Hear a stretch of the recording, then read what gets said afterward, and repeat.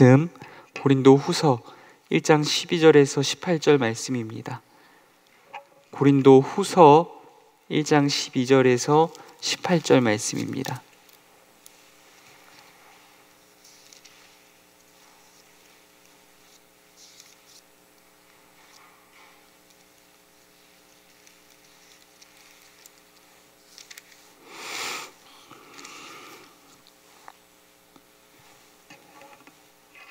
고린도후서 1장 12절에서 18절까지입니다.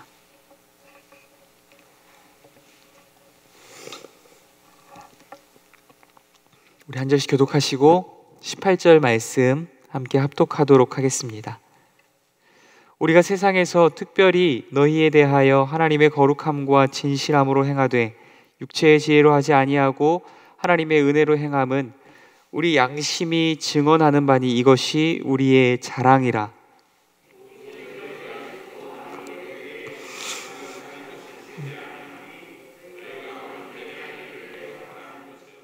너희가 우리를 부분적으로 알았으나 우리 주 예수의 날에는 너희가 우리의 자랑이 되고 우리가 너희의 자랑이 되는 그것이라.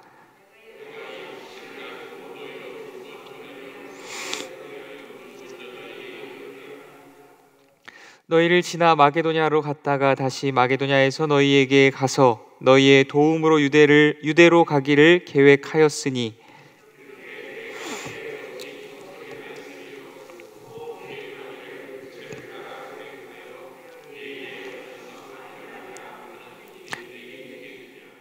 (18절) 합독하겠습니다.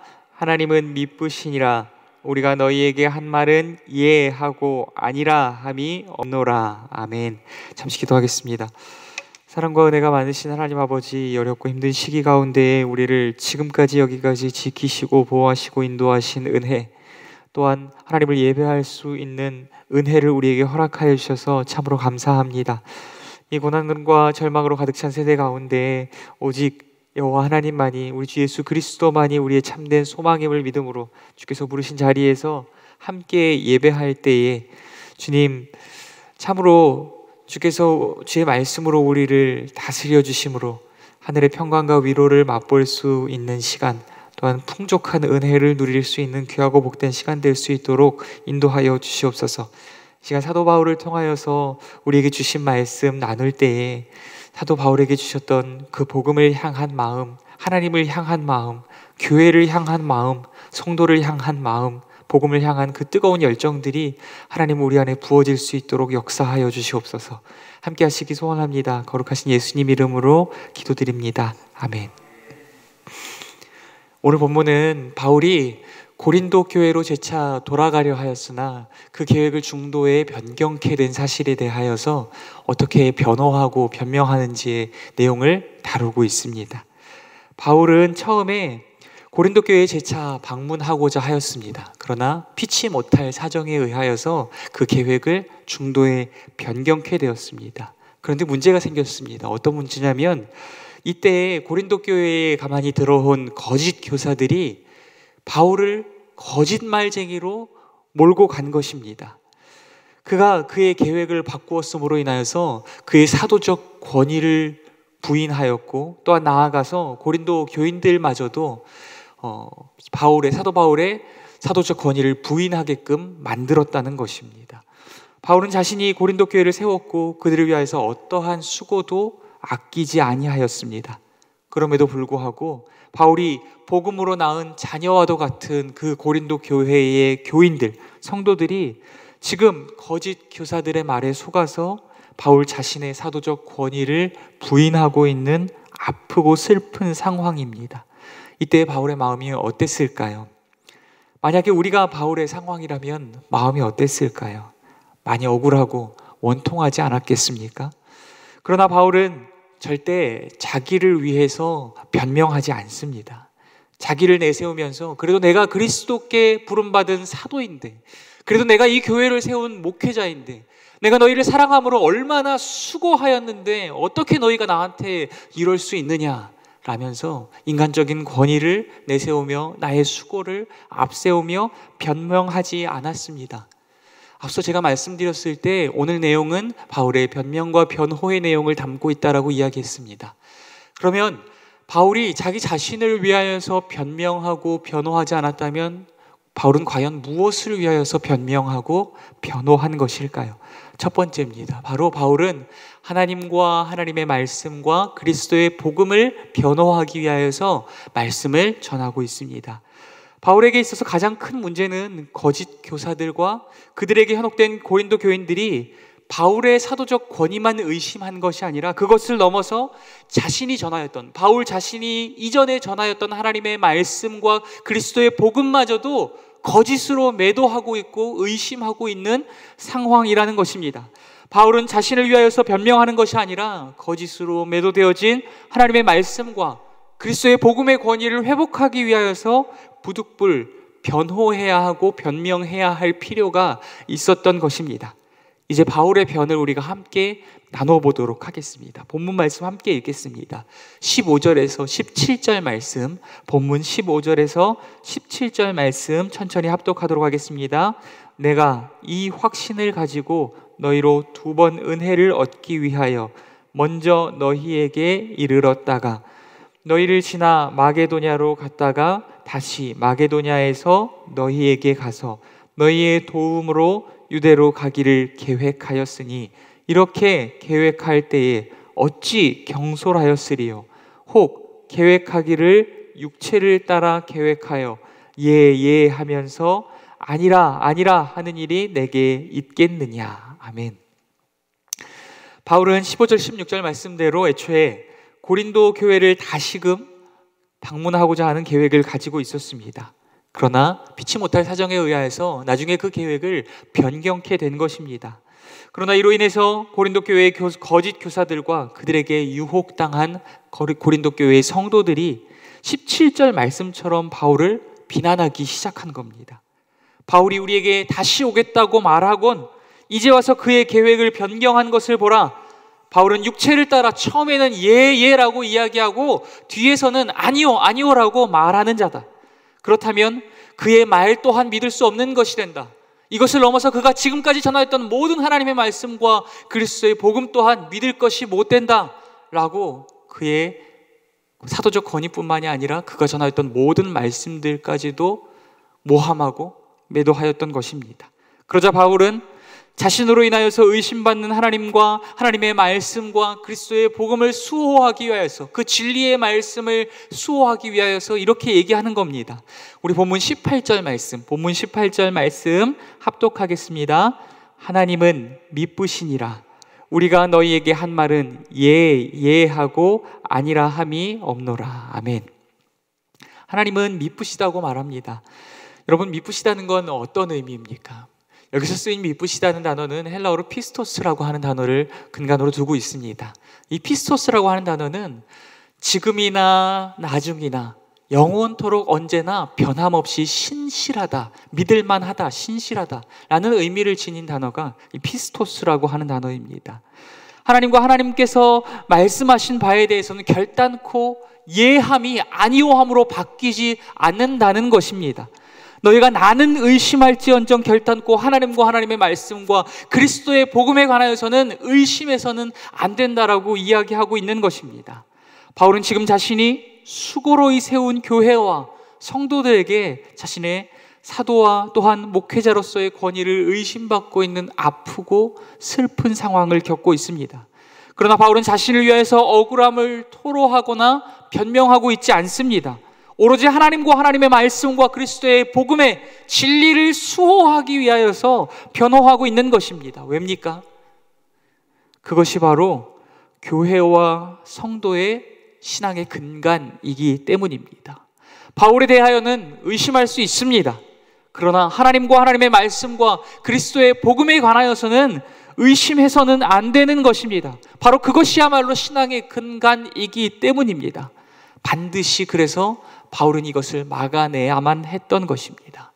바울은 자신의 사도적 권위와 목회자로서의 권위와 지금까지 부어왔던 모든 수고가 수포로 돌아갈 수 있는 이 위기의 상황 가운데에서 오로지 하나님을 위하여서 하나님의 말씀과 그리스도의 복음을 위하여서 변호하고 있는 모습, 오직 나 자신보다도 하나님을 위하여 살아가고 있는 모습을 이 말씀 가운데에서 보여주고 있습니다. 그렇다면 바울이 처음 계획대로 고린도 교회로 돌아가지 않은 이유는 무엇일까요? 두 번째는 바로 성도를 위함이라는 것입니다. 바울이 처음 목적대로 돌아가지 않은 것이 왜 성도를 위함일까요? 고린도 후서 1장 23절에 바울이 이렇게 이야기합니다. 제가 읽어드리겠습니다.